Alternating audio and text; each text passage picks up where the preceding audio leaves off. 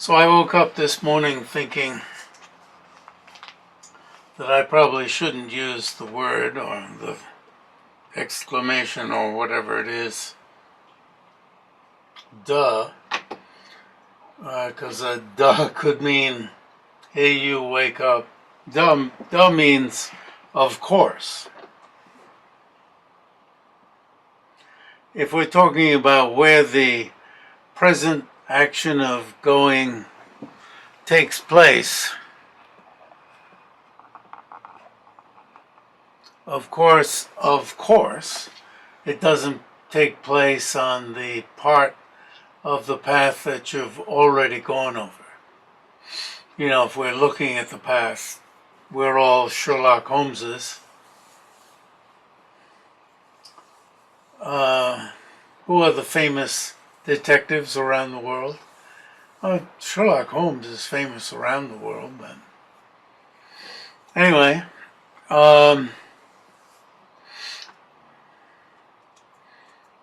you don't look for the present action of going. You know, if we freeze frame it, you don't look for the present action of going on the part of the path that you've already gone over. And you could say, of course. And sort of, we use duh when we want to be mean to somebody and say, duh, and I didn't mean it that way. I wasn't being mean to you. I was just, this is Chandrakirti, and in this case, Tsong-kha-pa, who's repeating Chandrakirti, and sometimes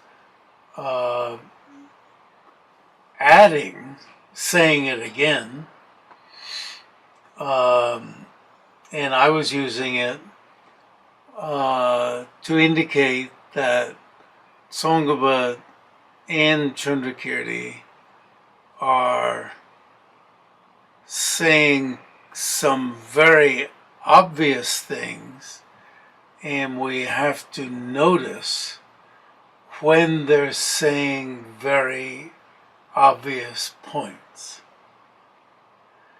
And then at other times, they're saying deep things. And we're going to come to a section where I need some breakthroughs also. When I look at each sentence, each clause, I have to figure out, is this an of course clause or something moderately deep or very deep? Of course is shallow, right? Shallow. And I was using duh last time, not as a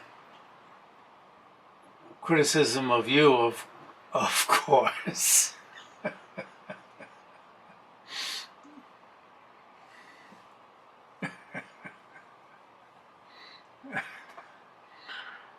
This reminds me of one of my teachers. Sometimes the teachers are just moderately educated. And, you could also say moderately smart, but more helpful than the ones who are super educated and super smart. And from one of my teachers who was from Amdo, and was in that class of teacher, and who was quite helpful. He said when he did a lot of the preliminary training, a lot of it, and went to Lhasa, to Gomang in Lhasa. They made him repeat everything from the very beginning, that they were so proud. And you can imagine how it made him feel, because he was in a big is big important institution in Amdo. And he said they were already ruined. And that's how they treated when they would be sitting in the assembly hall waiting for something to start. If somebody raised a question, that person would be treated like, duh. You see that, why are you asking such a stupid question? You see? Duh. Questions would be nipped in the bud like that. It was a very interesting and helpful comment he made. And he said they were ruined already. And the meaning of his already, even one could probe. This is prior to the invasion. And almost as if you didn't need somebody from the outside. Oh, you don't know that? And, that cut off the conversation. Whereas there's always something that when you get the answer, you can think, oh, well, that was obvious. But there are all sorts of obvious things that we don't put together. And so every question is valid. And indeed, there was somebody who was studying at that time, at that monastic college, Gomam, who taught me and didn't have any of that attitude, I can say. He didn't pick up that attitude. And he taught my students, who asked some really confused and I could say asinine questions, and he could find meaning in anybody's question. So I can say that there was a brilliant teacher among those that this other guy, in effect was criticizing. Now, I'm not putting down the person who was, it happened to be that this Amdoa ran into a bunch of people who gave put-down answers. Oh, you don't even know that? So, and I really admired this. I don't know how many people I know, but maybe only two. One from Texas and this fellow who grew up in Lhasa, who could take anybody's question. I felt I was pretty good at finding meaning in person's questions, but I would give up on some that this teacher from Lhasa, who was one of the greatest scholars, he's the one that His Holiness chose as the best geisha to come out of Tibet. He tested them and chose him as the best to come out of Tibet. And he was absolutely brilliant. And that the temperament that was such that he just would floor me. He could find meaning, a meaningful point in the most, what I thought was asinine and unravelable question. Anyway, blah, blah. But of course, I didn't mean that when I was using duh. But it appears you understood me. So if we go back to right after the stanza, the aspect of the path already gone over, are you there, is not being gone. Now that's the only way I could figure out, which, is very confusing, is not, I didn't want to say is not being gone over, because it repeated the very, this is the first yellow part after the Sanskrit, is not gone.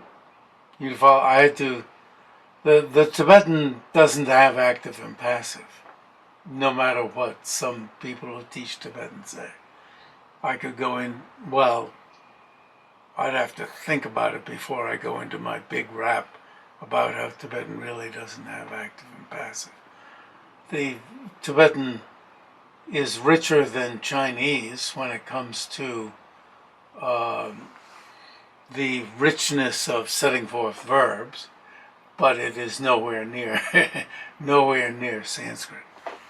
Sanskrit is the richest of any language I ever tackled, but I didn't tackle Chinese. It's just what people have told me. But is not, and this is a verb. So one, as a translator, I can use either active or passive, is not being gone. You know, if it was English, even the word was build, I could say is not being built, is not building, you know, active or passive. So I end up in wanting to be super literal because we're dealing with sentences that really need to be dealt with literally.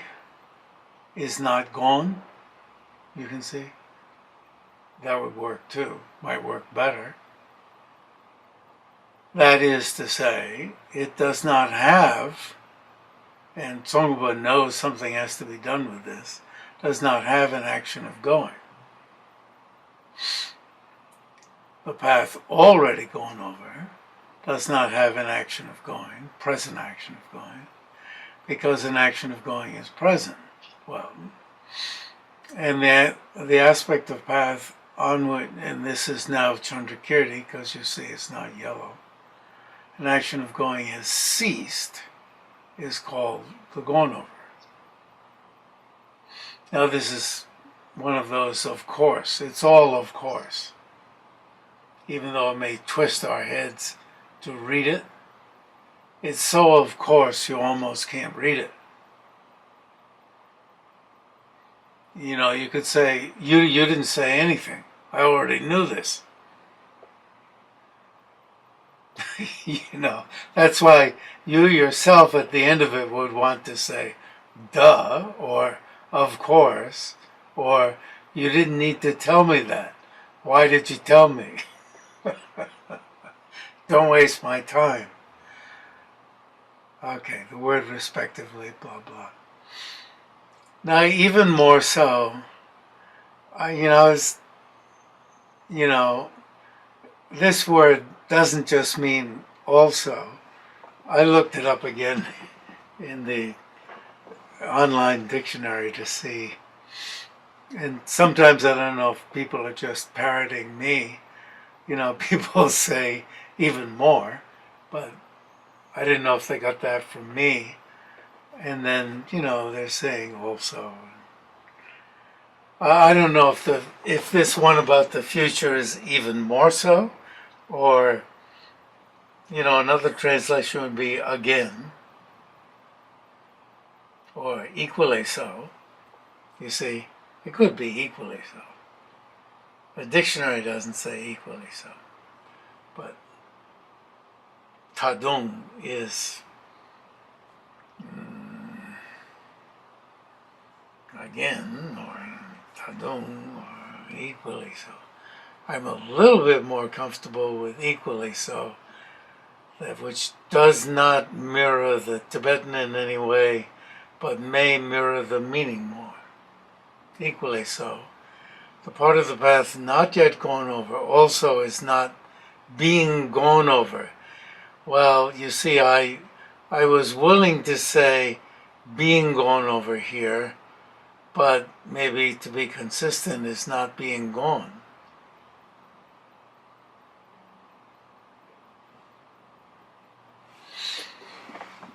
Now, if I said the being gone over, that would turn it in, you know, and as Boris said last time, it should be hyphenated, right? Is not being gone. Maybe I should just say is not, yeah. To be consistent and not introduce is not being gone, yeah. Because the not in, and you remember, yet is added by me. I want to make the reading of this easier.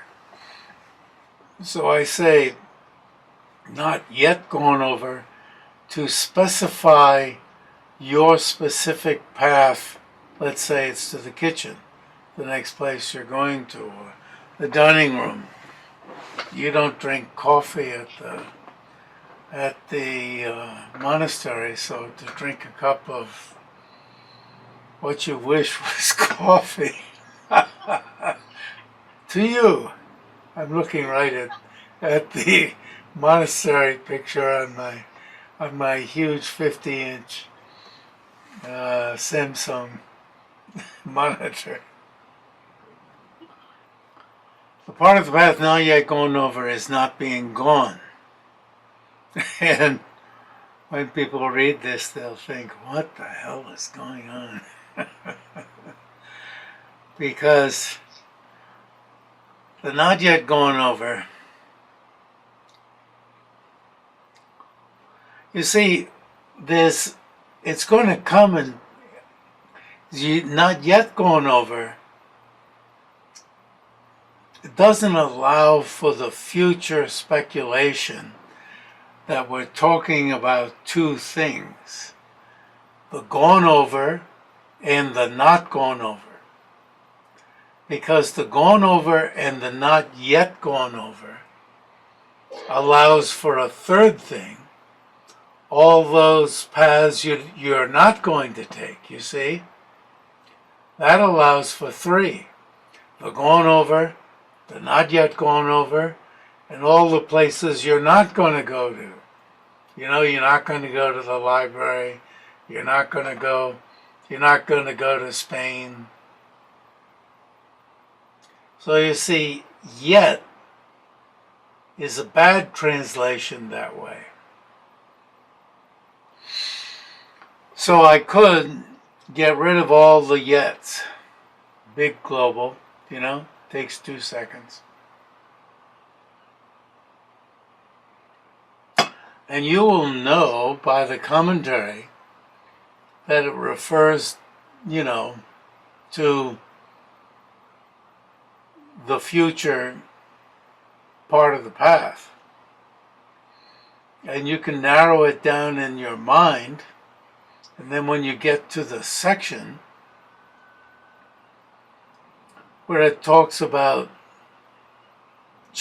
don't be led into thinking that Chandrakirti is just using a dichotomy of there being only two paths. Why? This is Tsong-kha-pa speaking, because Chandrakirti himself speaks of the not gone over, the gone over, the not gone over, and the being gone over. He himself uses three.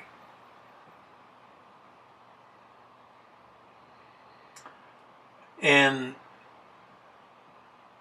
so, at least word-wise, there's only three. If you did tie the not gone over just to what you're gonna go over on this particular trip, once he called Chandrakirti himself calls it the path. Once he calls it the path, we're talking about a distinct path. Then you could say there are four. The gone over, the being gone over, where your foot is. The not gone over in two senses. The one that's part of the particular path on the way to the kitchen. And then all the other places you didn't go to, like to Moscow. I guess that's more relevant to Boris. And he can say, I'm not going there. So it's the not gone over. But not gone over doesn't refer to the past, you see. The not gone over. It is the not yet gone over. but it refers to the future. But not, it's still not yet. You see, it doesn't mean not yet. It's the not gone over with a view to the future. And if it means with a view to the future, it has something to do with this particular path.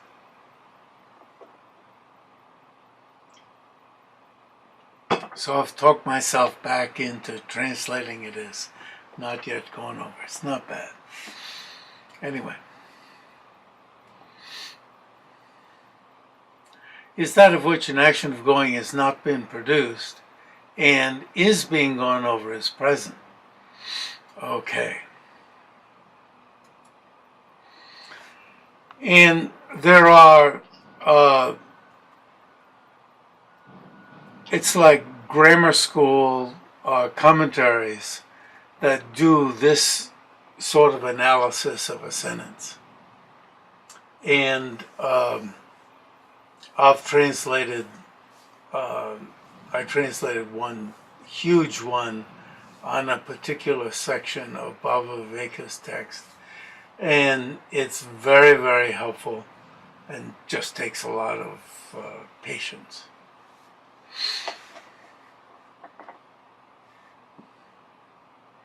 Helpful for readers and helpful for me.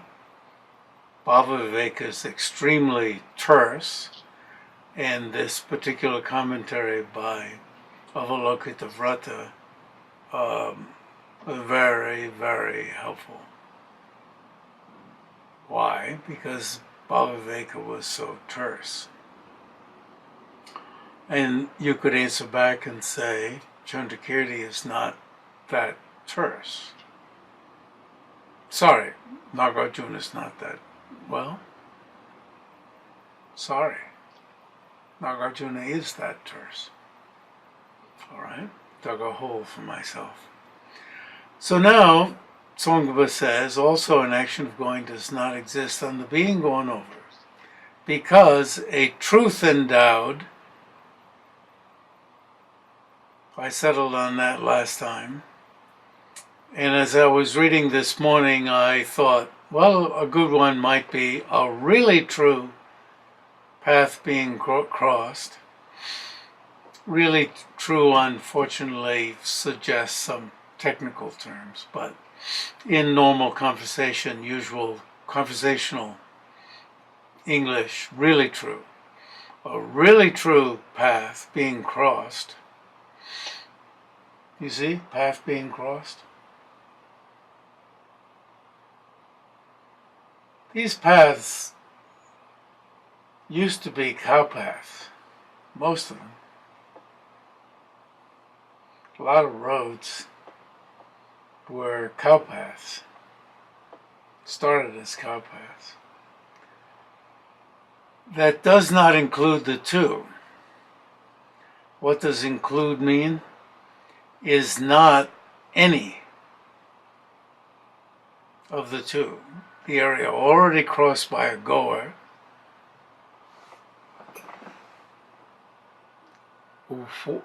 and that the gone over, right? What's the gone over? The area already crossed by a goer.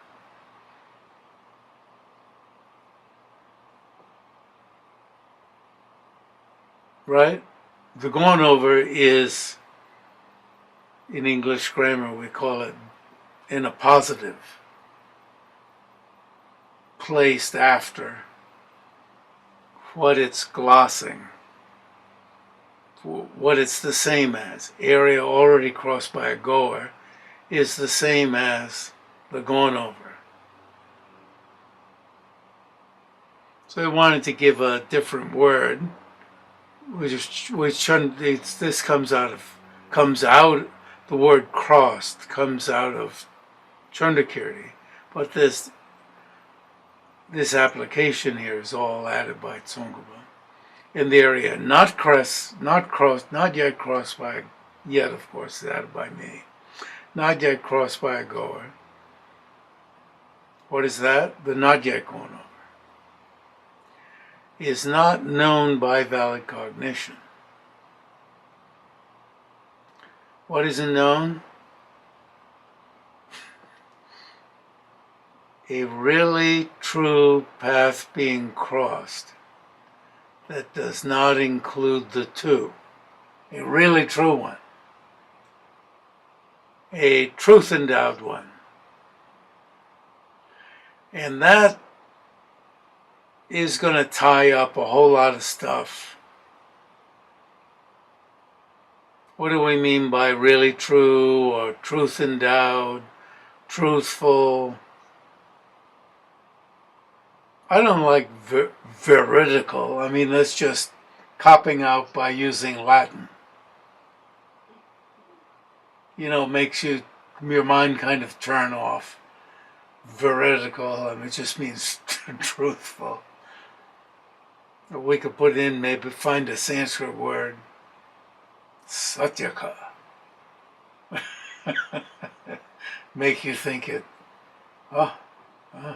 satyaka, a satyaka path.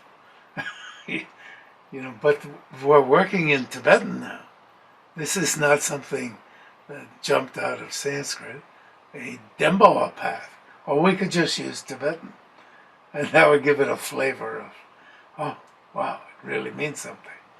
That we don't know what it means, but it really means something because we use the Tibetan. Like the Tibetan government likes to refer to the Dalai Lama's cabinet as the Gasha. It's the Gasha. We won't call it a cabinet because it's special, because it's Tibetan. It's the Gasha.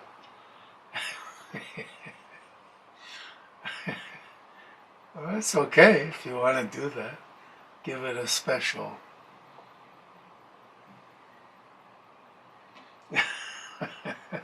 But, you know, we do that.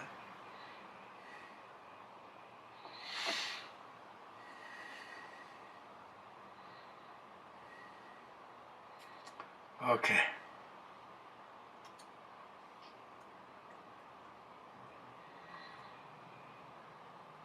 Or, you know, or it makes it look silly to call it the cabinet. Because the current cabinet, for instance, in the White House, looks so silly. So you wouldn't want to demean it by calling it the Dalai Lama's cabinet. Okay, that very area. So somebody, you know, this is where Chandrakirti is so great. He says, you know, somebody pops up and says,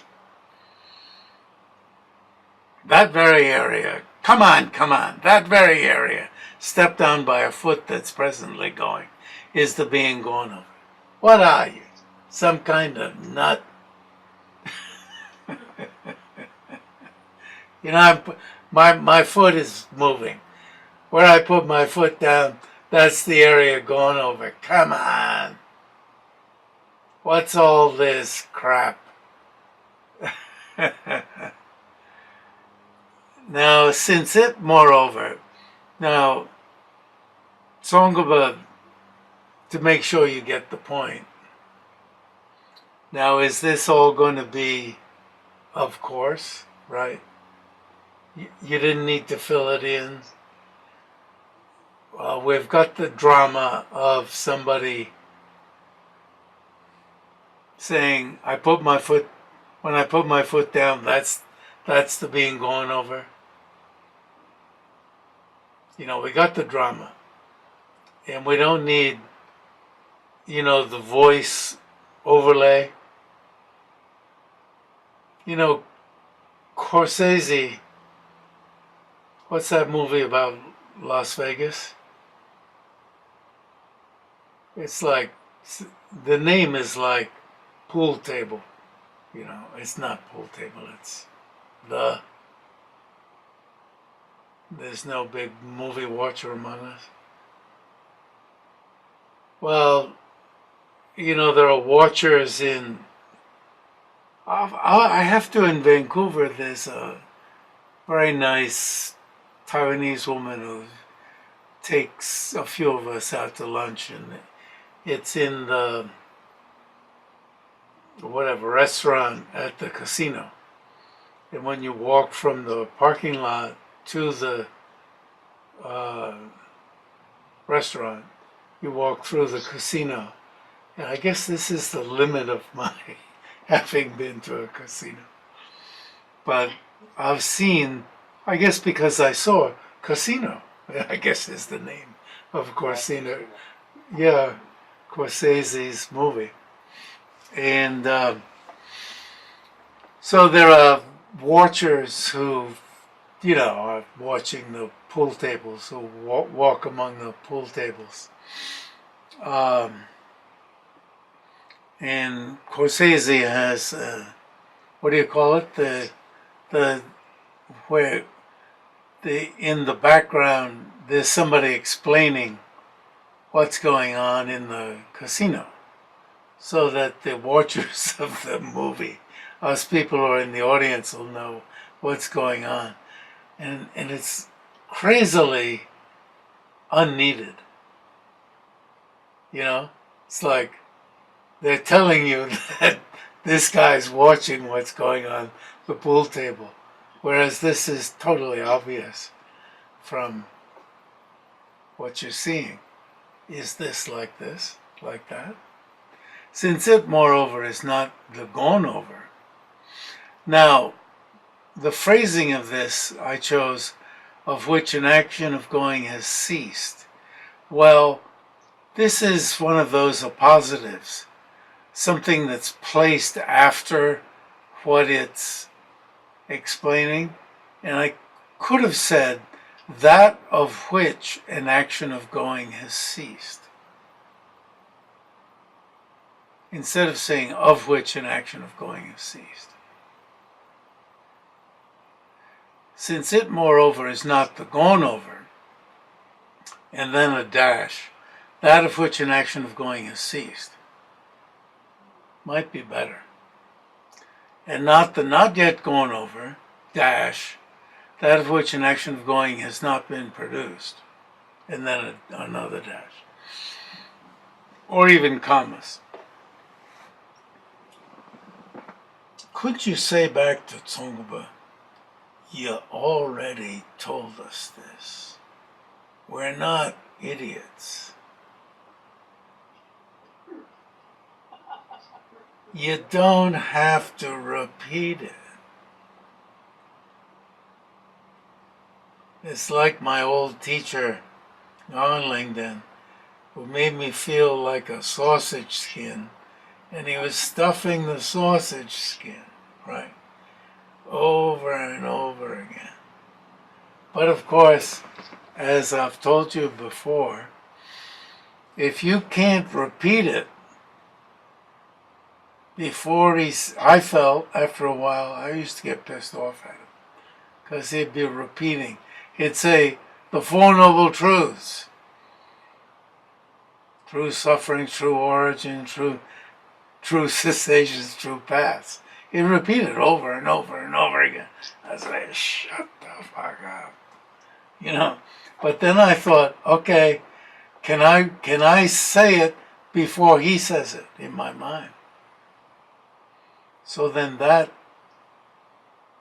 caused me to internalize it, instead of getting pissed off like I already know this.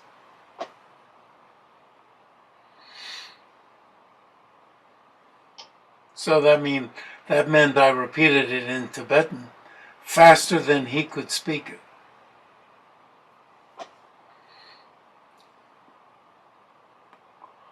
So, it is not the not yet gone over that which has not been produced. Nagarjuna's statement, what's the statement? That does not include the gone over and the not yet gone over.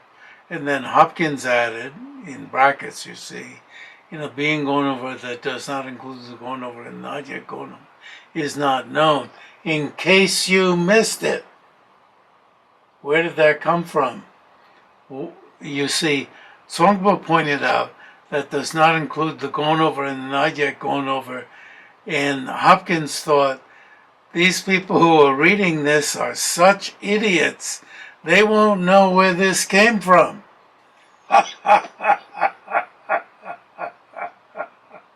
No, I didn't. But I thought, well, put it in case somebody didn't know where this came from.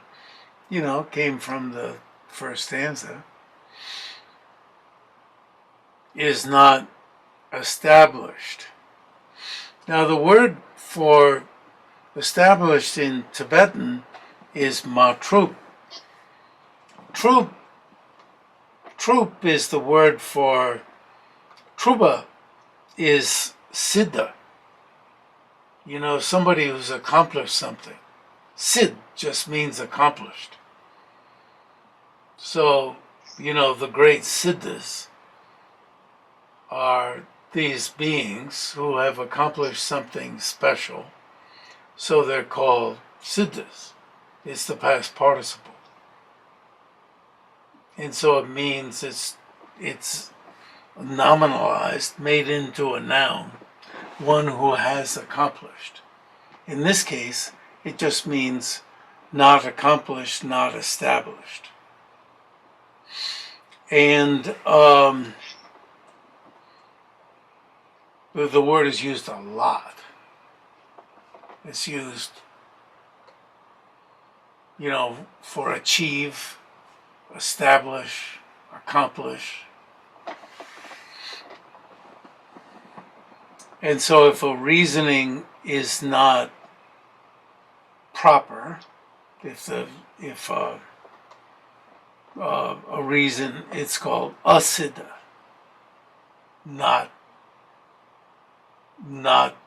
it's not established. Asiddha. Is negative.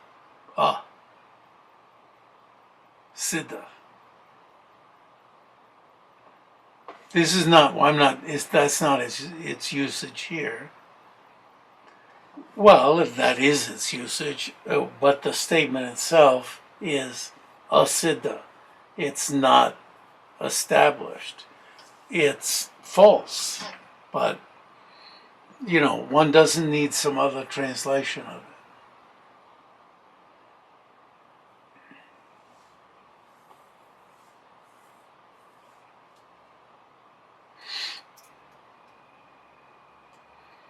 So,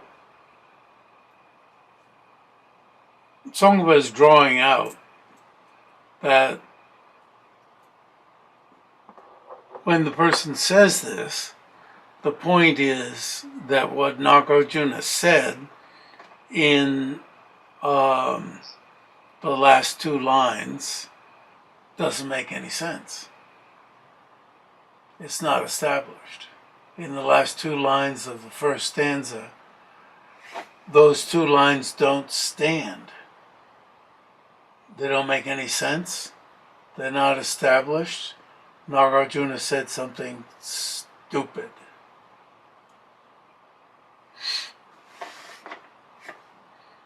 And the word matru is a word out of logic.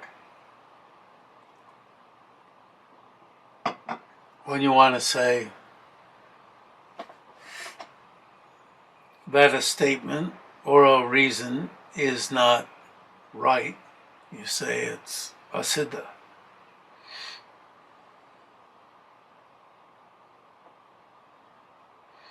So, siddhas are accomplished persons, accomplished ones. Those who are accomplished. So it gets to be used in many different ways. There's a section in Maitreya's Ornament for the Clear Realizations called the Achievings. It's the same word. And, you know, loose translation is practices. But there are other words that are more conveniently translated as practices. They are the achievings, the acts of achieving. What are those acts?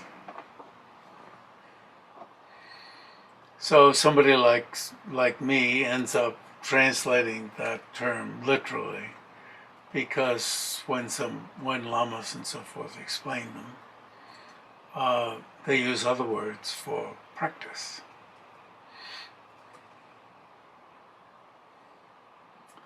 Then, answer.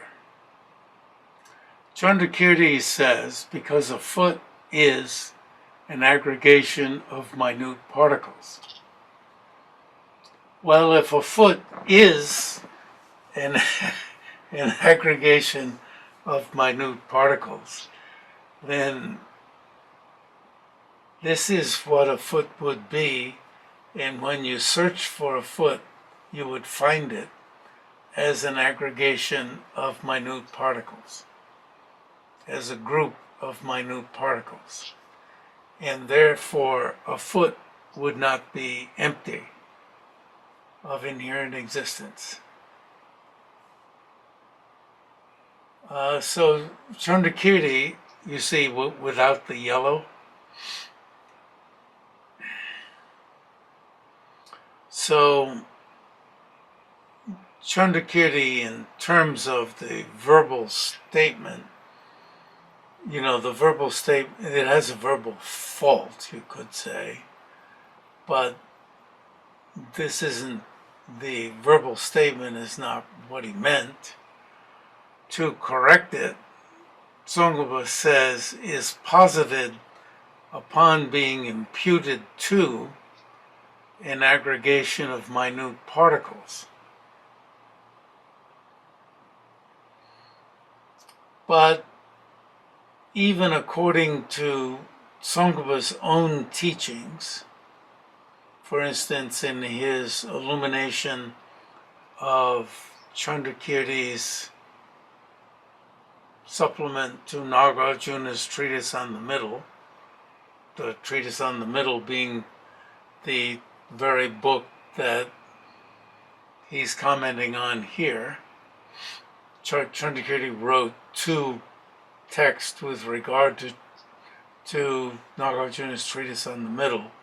One book being his Clear Words, which is what we're dealing with here, and another word being his supplement to Nagarjuna, something added to Nagarjuna's Treatise on the Middle. Tsong-kha-pa explains that what this should say is, he doesn't use this very example, but it should say is posited upon being imputed in dependence upon. It's a very big point. Is posited upon being imputed, but is even, you could make it shorter by saying is imputed in dependence upon. Is imputed in dependence upon. It's a very big point, and everybody, even Tsong-kha-pa, Tsong-kha-pa even here says, well, posited, maybe by saying posited, I don't know, but even Tsong-kha-pa left out in dependence upon. If this cup is imputed to, let's say, the bottom and top parts of the cup, then it is these two parts, and therefore it would inherently exist. So Tsong-kha-pa makes the point that it's imputed in dependence upon these two parts. It's imputed in dependence upon, you can say it in many different ways, the collection of its parts, the collection of the minute particles. You can divide it in many different ways, top and bottom, in dependence upon this part and the beautiful handle. It's a nice cup. Langdon's hand gestures that he used a lot. This is the basis of designation, basis of imputation of the cup. And this is the mind designating, imputing. And he says, the cup, you see, this is the mind designating, is designating or imputing in dependence upon the parts of the cup. And he always used to draw his hand. You have to see the mind designating in dependence upon the parts of the cup. And wow, he did this so often, so often. In dependence upon, and is not the collection of the parts of the cup. You see, Chandrakirti makes this extremely clear. It is not the parts of the cup individually, and is not the collection of the parts of the cup. See, that's out here. Maybe I should do. No, he didn't do it. No. It's always toward him, the designator. So I'm sitting down on the floor.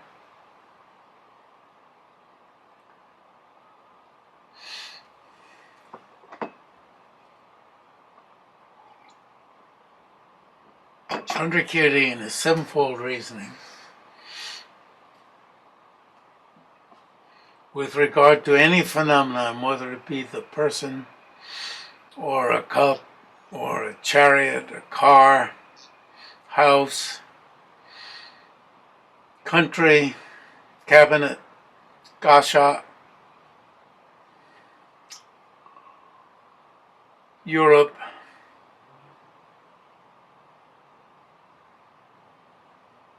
United States, China, no matter what, is, and he would, you see, draw it. You see, we have the sense that the object, you see, it's not just the name, it's the object, is the collection, exists out there. You see, it's par dakpa. Par is over there. Par means over there. Dak is impute or designate, whichever word one wants to use. I've used both. Impute or designate suggests you're imputing the word. And many people present it, many translators present it, and even the books sometimes make it look like you're imputing the word. But the object imputed is, for instance, the cup, not just the word.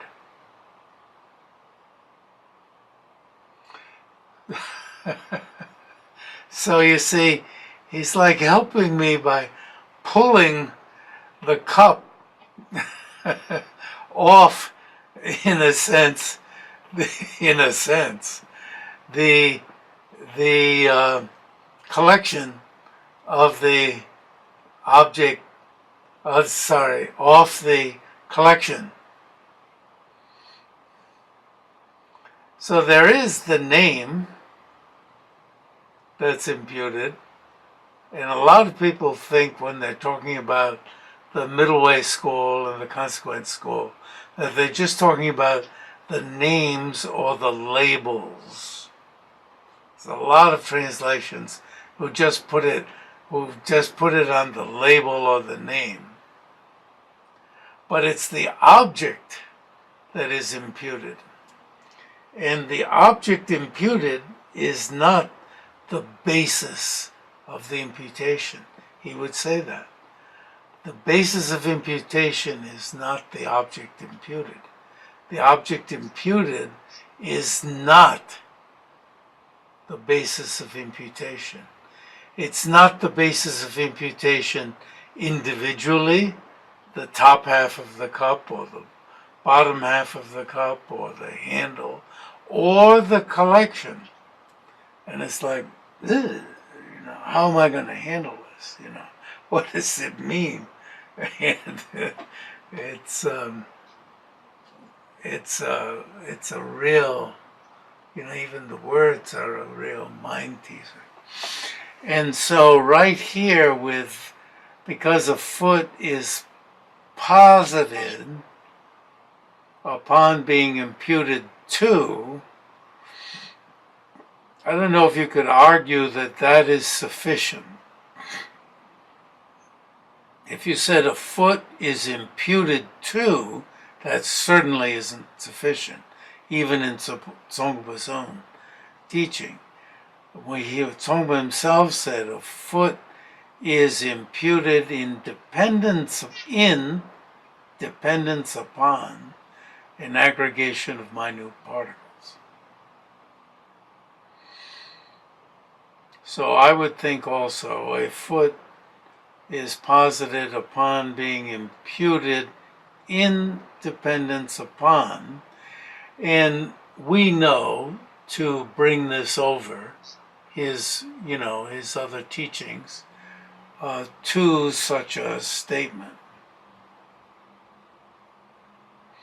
So it's amazingly profound. And it's only when you see very clear statements that the object imputed is not the basis of imputation, and when you see that the object imputed is, for instance, the cup, the person, and not just the name cup or the name person, that you get confidence that we're not just talking about imputing words. Now, with respect to the choice of designate or impute, I think they're both fine. I have a slight preference for impute in that we use the word impute to mean it's not really so. Don't impute that fault to me. When you are totally innocent, unless you're lying like hell.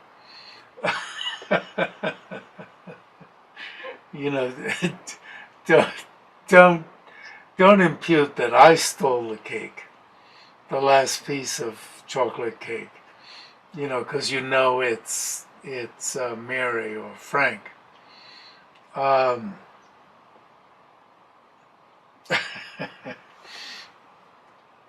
So impute has the sense of, it's not that. And you see the object imputed is not the basis of imputation. It works well with that. It has the sense of there's something phony going on there. But designate is also fine when you learn that the object imputed is not the basis of imputation. And this is another startling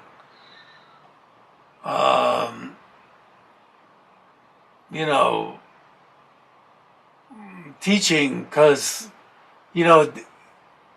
does it exist somewhere over there? My car is not the collection of the parts of the car, but what do you mean? I parked the car in the parkade, but the car isn't outside on the street.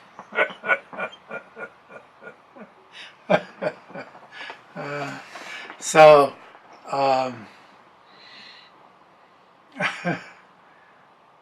when I was preparing for the class this morning, I realized there's a lot to say about the part up through here. And he then says it has many front and back parts. And the words here truly are front and back. In other places it's east and west. East, as you'll remember, is the front, as in a tanka. The east is to the front. And generally speaking, there must be some tankas where the east isn't, where the front isn't the east. So you see the deity or person is facing the sunrise. The sun is coming up to what the person or deity and so forth is facing. So that's it, and see you then.